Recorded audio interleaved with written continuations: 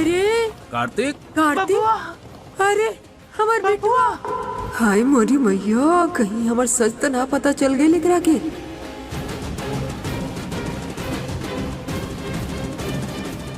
आज हम सबके टीना जी के सच्चाई बताई। आए डॉक्टर साहब,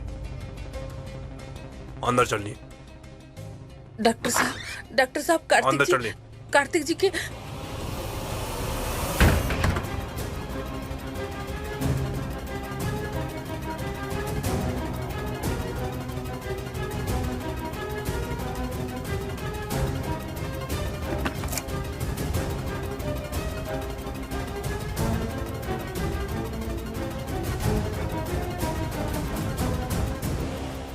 ओह माय गॉड, बाबू डॉक्टर साहब, कौन हॉस्पिटल में एडमिट रहे हैं? मेल प्रैक्टिस के केस होके चाहिए वो लोग पे। जरूरत से ज्यादा शॉक ट्रीटमेंट दियल बा कार्तिक के। इतना शॉक ट्रीटमेंट तो मेडिकली कोनो पेशेंट के अलाउड नहीं होला। वो तो शुक्र मनाई भगवान के की बच गईले, नहीं तो इतना शॉट के बाद तो केहू के भी जान जा सकेला। हाय मोरी मैया, हमार बच्चा बच जाई ना?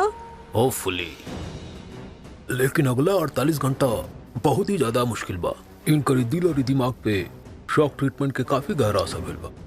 रवलो बात के स्पेशली ध्यान रखें के कार्तिक के कोनो भी तरह के कोनो स्ट्रेस ना होके, नहीं तो इनकर दिमाग पे बहुत बड़ा असर हो सकेला। एक कुछ दवाई लिखा तानी, जैसे इनके होश आवे तुरंत स्टार्ट कर दे। ठीक बा डॉक्टर। चलिए। आई डॉक्टर।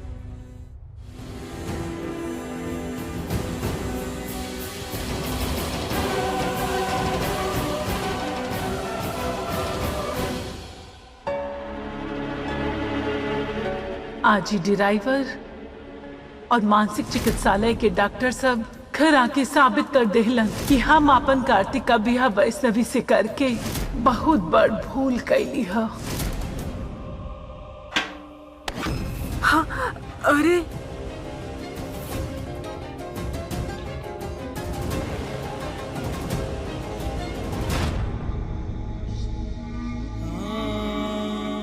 पता नहीं कोना हाल में वो हवेली में रहत होयन हमार गुड़िया। रोज रोज नया नया मुसीबत। होकर रक्षा करिया मैया, हो रउआ भरोसे बाड़ी, राउ रे बिटिया हिया। अपना गुड़िया की रक्षा करिया मैया, अपना गुड़िया की रक्षा करिए। जी अब हम चलो तनी रवा सवे कार्तिक का ध्यान रखे। कौन इमरजेंसी हो के तो कॉल करें। जी।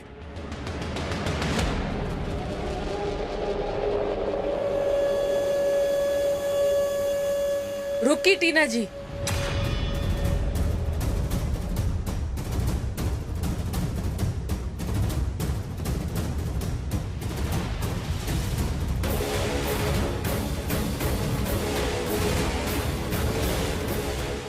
दोस्ती के नकाब ओढ़ के हमार पति की मारे की कोशिश कैनी है रउआ।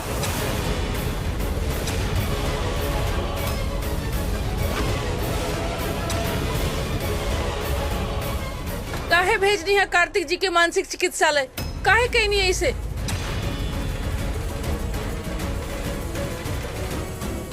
अब तो हमारो सच भी बाहर ला दी लड़की।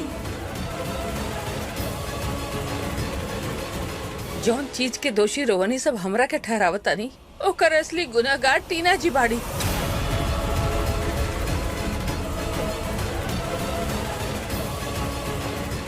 इनकर वजह से आज कार्तिक जी हालत में बाड़न।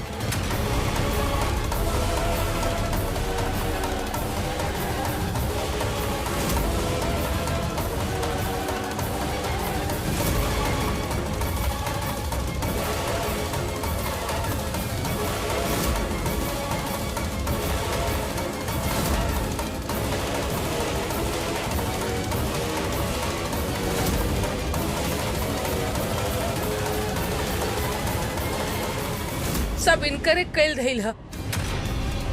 ये रहली उ बाइक वाली जे हमार हाथ से पायल छीन के ले गेल रही। यही रही ऊ जोन जोन मानसिक चिकित्सालय वाले के बुलेले रही। वाव, व्हाट अ स्टोरी। यहाँ हम तारा के और कार्तिक के एक करे के कोशिश करता नहीं, और तू अपन गलती के ठेकरा हमरा सर पे फोड़ता रू। बस करो वैष्णवी। अरे का कहतरू बहू, अरे जरा सोचा का कहतरू। अरे टीना कार्तिक बिटुआ के बचपन के दोस्त है, वो ये सब कैसन कर सकेली। सच्चाई तो ई बा कि एक नंबर का झूठी है। तो पहले तो हमनी के कार्तिक के अपन बनाना पोली, फिर ओके मारे के कोशिश कैली। अभी हमनी के घरे आइल मेहमान पे उल्टा सीधा लांछन लगावतारी, और ये खानदानी लोग ऐसा उल्टा काम नहीं करला, समझ लू। हमारे यकीन करी छोट मालिक, हम सच कहता नहीं। बेवकूफ रानी हम जे तोरा के अपन दोस्त समझे लगनी। क्रैच इज माय बेस्ट फ्रेंड, और अगर हमरा तोरा से जलन होत रही बिनु तो हम तोरा के हार्म करती, क्रैच के ना। आर का प्रूफ बा तोरा लगे? का प्रूफ बा कि सब कुछ हम कैले बानी? बोला वैष्णवी, से इट। लेकिन हमरा लगे प्रूफ बा कि सब कुछ तू कैले बाड़ू। वेट,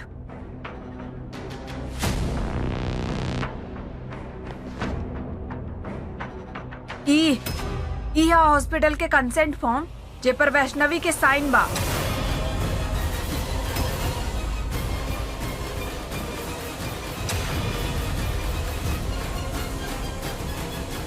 ई देखी देखी, ई खुद इजाजत दिले रही हॉस्पिटल वाला के कार्तिक के इतना बड़ा शॉक ट्रीटमेंट देवे खातिर।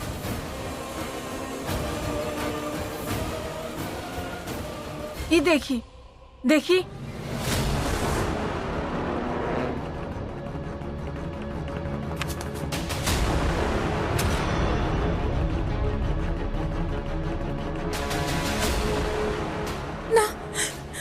ई साइन हम न कहनी, हम मैया कसम, ई झूठा, ई सरासर झूठा।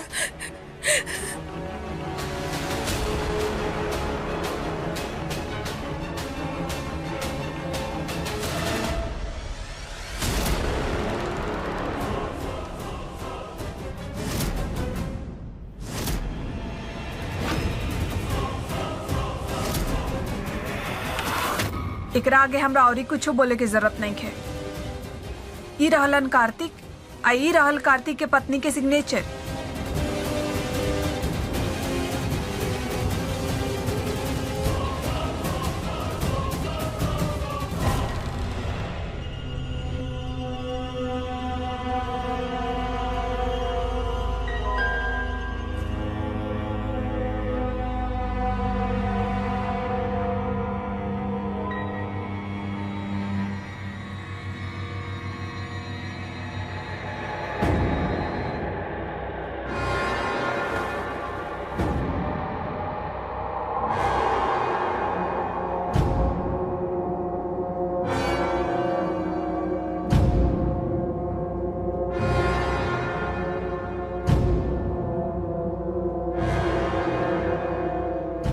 दादी, दादी हम सच कहता नहीं, हम कुछ न कहनी है, ये सब टीना जी कह लिया।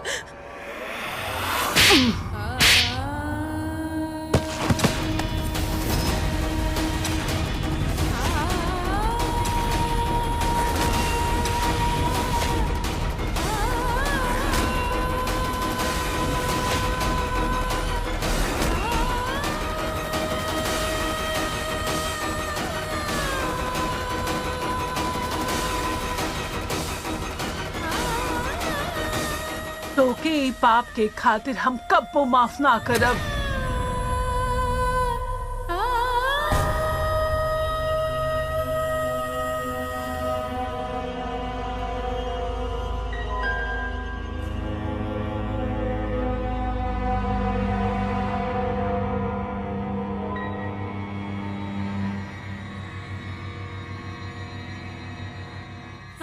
पाप तो हमसे भी भइल ह। कार्तिक के जीवन में तो के लावे के आज तो हर वजह से हमार बबुआ का ई हाल है।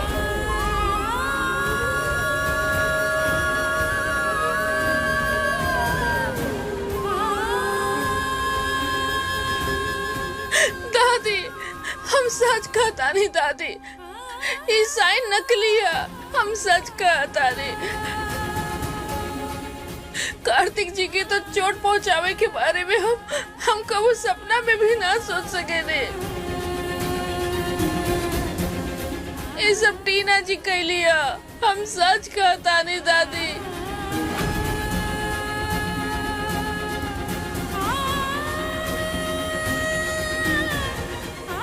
दादी दादी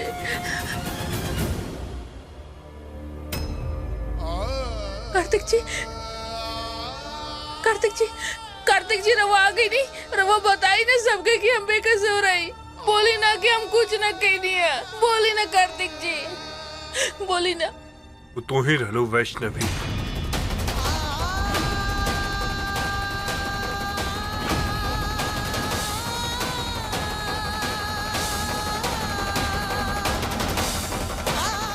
कार्तिक जी रवा टीना सही कहत बिया, झूठ तो तू कहत बाड़ू वैष्णवी।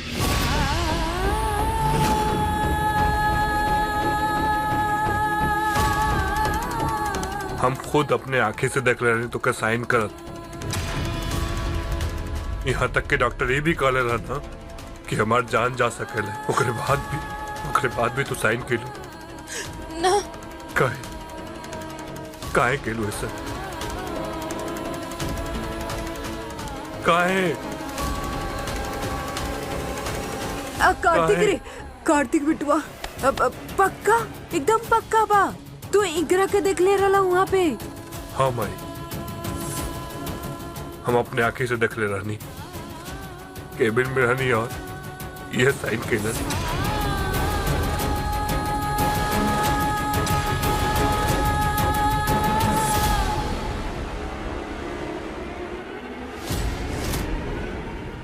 जब तक कि पलटल ना रहा हमके लगल कोनो बहरूपिया बा, लेकिन जब ही पलटल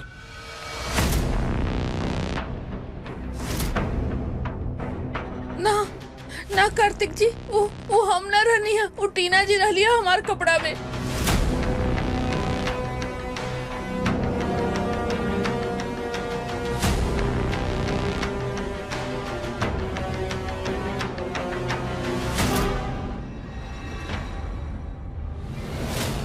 अच्छा, और जवन तू हमारे वार्ड में आ रहा लो कार्तिक जी, कहदा कि वो भी तू ना रहलू वैष्णवी। हम उहे तो समझावे की कोशिश करता नहीं कार्तिक जी। दूसरा बार हम ही रही, बाकी पहला बार टीना जी आयल रही हमार लेखा बन के साइन करे खातिर।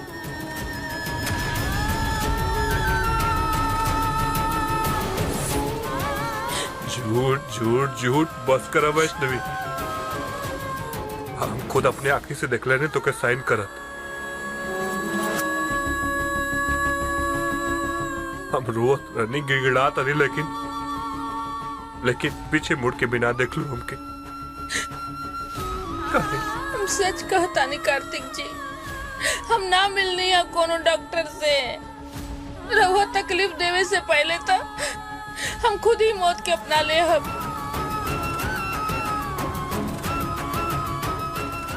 रहुआ हमारे खिलाफ भड़कावे खातिर टीना जी आयल रही हमार लेखा कपड़ा पहन के साइन करे खातिर।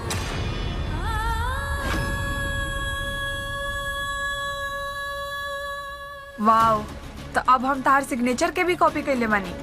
एक्सीलेंट, एकदम कहानी के प्लॉट लागता। झूठ बोले के भी कोनो हद होकेला वैष्णवी।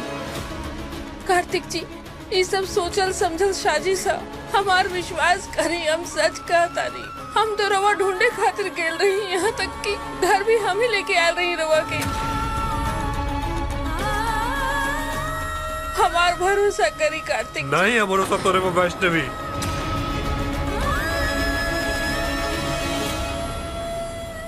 हम क्या अकेले टॉर्चर सही करें छोड़ के चले लू तू। बहुत बुरा हो तू, बहुत बुरा हो। काहे के लू ऐसा? काहे? कार्तिक कार्तिक कार्तिक, काहे के लू? बेटा शांत हो जा। हे शांत हो जा बिटुआ, के बात हो बैठ। तू?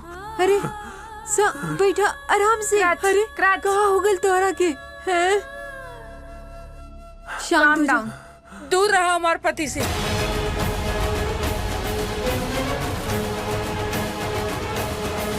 बहुत सालनी तहारी ड्रामा का कब से पति पति के रट्टा लगाओ तारू, अपन पाप हमरा सर पे डाल तारू। अगर क्रैप्स हवन तहार पति तो कहाँ बा तार गला के मंगलसूत्र?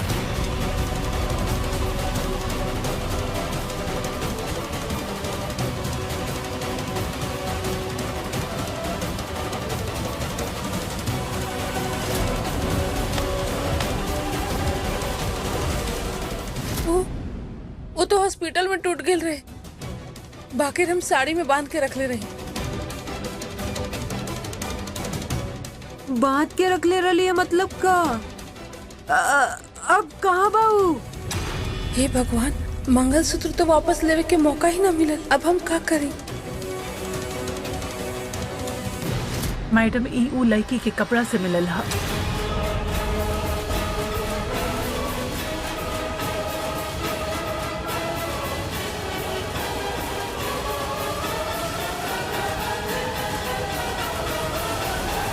हम बताओ तनी।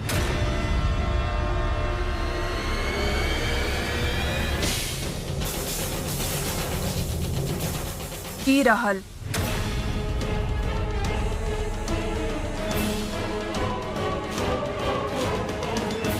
ई क्रैप्स के वार्ड में फेंक के आए रहल न तो वैष्णवी। फेंकले ना रही, कार्तिक जी के वहाँ से निकाले खातिर हमरा के नर्स के कपड़ा पहने के पड़ल हा। और तू अपन मंगलसूत्र ओही जा भूल गयलू है ना? पूछो बकवास। वैसे तो हर वक्त संस्कारों की, रिश्तों की, प्यार की दुहाई देते रहेलू और अब खुद ही मंगलसूत्र के महत्व भूल गयलू।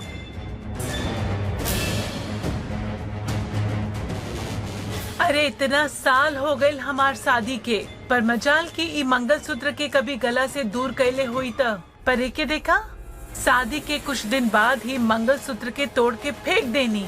वाह! अरे जौन लड़की के मंगलसूत्र का सम्मान नहीं खे, उका अपन रिश्ता का खाक सम्मान करी। बिल्कुल सही कहनी रहुआ चाची।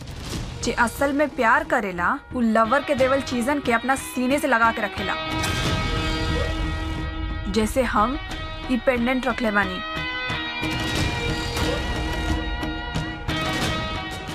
सीक्रेट्स रिमेम्बर, बचपन में तू हमरा के दिले रहला, आज तक हम एकरा के संभाल के रखे बानी। Because I care for you. और ई लड़की हमरा पर घिनौना इल्जाम लगावता रही, जबकि हॉस्पिटल स्टाफ, डॉक्टर और तू हो ओकरा के ऊ पेपर साइन करत देख ले बाड़ा।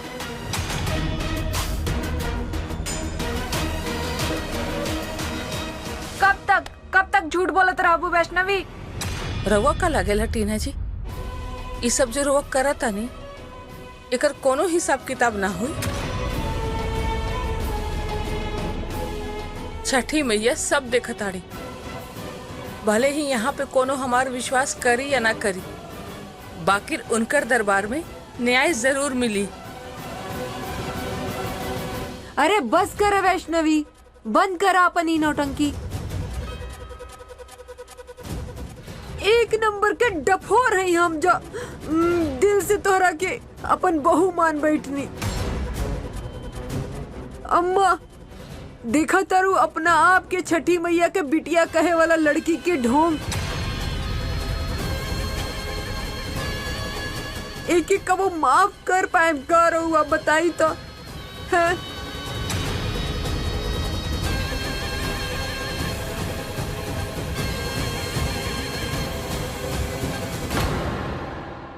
हमार विश्वास करी दादी, हम जानतानी कि सारा सबूत हमार खिलाफ है, बाकी रहुआ तो हमेशा हमार आंख में सच्चाई की तलाश करनी है ना। देखी हमरा तरफ दादी, का रहुआ लागेला कि हम पत्नी धर्म के खिलाफ जा सकेनी, इतना बड़ा झूठ बोल सकेनी?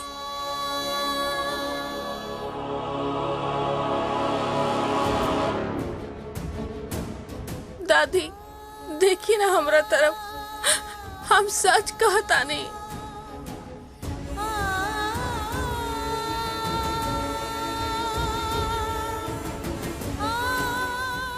हमार विश्वास करी, हम झूठ नहीं की कहत।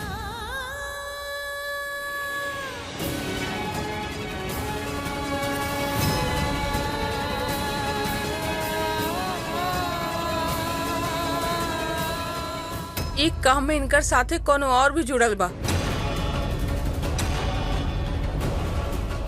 हम देख ले रही इनकरा के ककरो और से बात करत। सच्चा पानी न रहुआ तो फिर सच के बाहर आ जाए दी। ओ गॉड, अगर ये फोन देख लेली तो डॉक्टर के और आंटी के कई सारा मैसेज पढ़ लियन।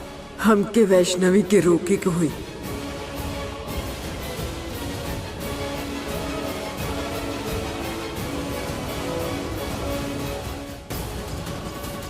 छोट मालिक, रहुआ तो मानी ना हमार बात।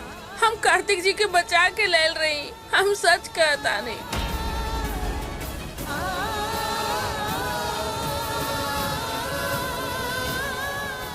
कस्तूरी दीदी, रहुआ तो मानता नहीं ना कि हम सच कहता नहीं। बोली ना कहनी है कार्तिक जी के साथ हम कुछ गलत। बोली ना, बोली। ए वैष्णवी, तारा गिड़गिड़ाइला से अब कोनो बात साबित ना हुई। कहा कि हम तोरा जैसे सड़क छाप लोगन के औकात बहुत निमन से जाने नहीं। बिल्कुल सही कहतारू उर्वशी। अरे जौकर एक नौकरानी बने के हैसियत नहीं खे, ओकरा के ई हवेली के रानी बना के रख ले, और ओके बाद भी नतीजा ई निकलल। देखी, हम सब कुछ बर्दाश्त कर सकेनी, लेकिन हमरा कार्तिक बिटुआ के केहू तकलीफ पहुंचाए ना, हम मरते दम तक बर्दाश्त नहीं कर पाएंगे। कबो नहीं कर पाए, कबो माफ नहीं करें। हम कैसे समझाई रहुआ सबे के, कैसे साबित करी अपन बेगुनाही।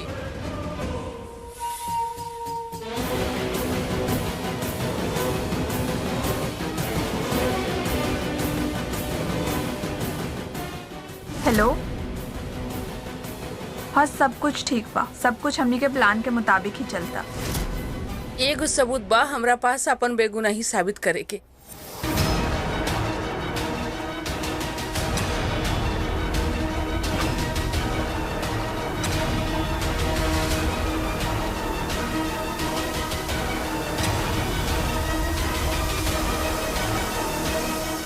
टीना जी के फोन।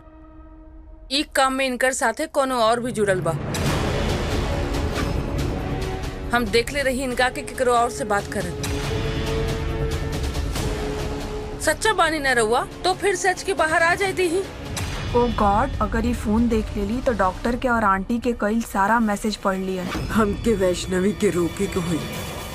और इस सच्चाई तो ई बात, ये घर में जौन कुछ भी नौटंकी होता ना, ओकर जड़ सिर्फ और सिर्फ तू बाड़ू। हम ना कहनी है कार्तिक जी के टार्चर।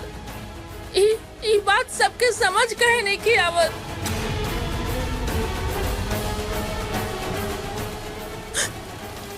करला जितना साजिश करे के बा, हम अपन सच्चाई के साबित करके रहब।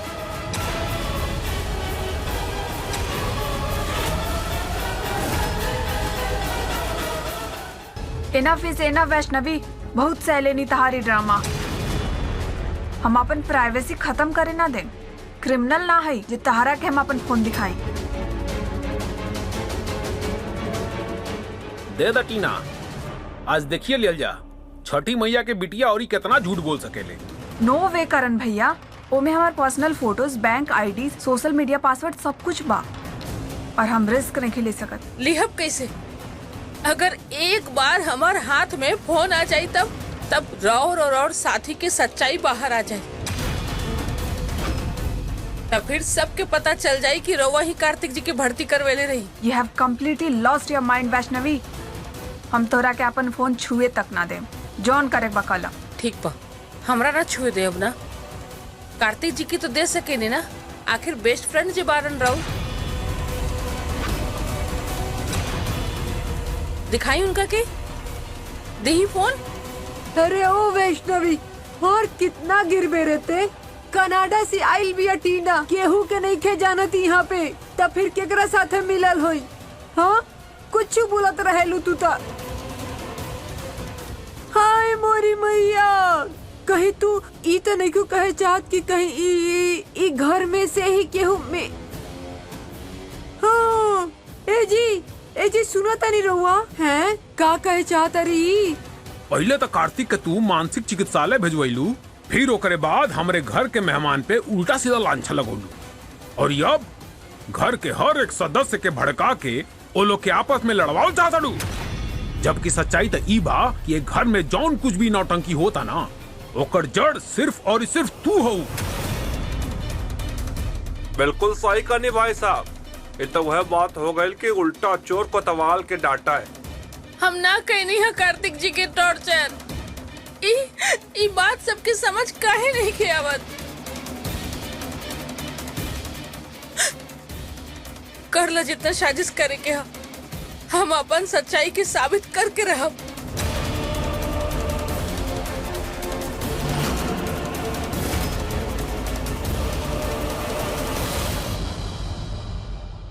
हमारी पत्नी होके की वजह से तू हमरे घर पर रुकल हो ना, तो आज अभी यही वक्त हम तो के छोड़त बानी। कोनो रिश्ता ना बा हमार तो से, खुद तो के हवेली से बाहर ले जाए। हमने हर एक वचन निभानी है कार्तिक जी, हमार विश्वास करी। रवा के हमार सिंदूर के वास्ता। जब सिंदूर ही ना रही तो वास्ता कोने बात का।